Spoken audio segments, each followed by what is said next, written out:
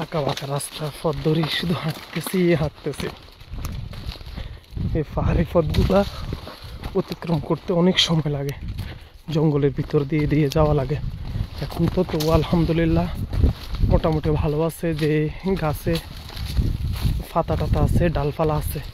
কিছুদিন পর যখন ঠান্ডা পড়া শুরু হইব তখন মনে করেন যে গাছে পাতা টাতা কোনো কিছু থাকবো না। ওই সময়ে অনেক সমস্যা, এই ড্রোনগুলা অনেক সমস্যা করে, বুঝছেন।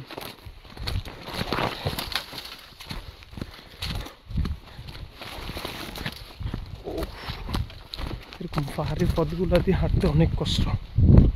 সমতল হইলে সমস্যা নেই, কিন্তু এরকম গাছপালা থাকলে আমাদের জন্য একটু ভালো, যে জঙ্গলের ভিতর ভিতর দিয়ে যাওয়া যায়। গাছপালা না থাকলে অনেক সমস্যা। দেখেন পাহাড়ের ভিতরে মাঝখানে কত বড় গর্ত হয়ে রয়েছে, বোম পড়ছে যে এই জন্য।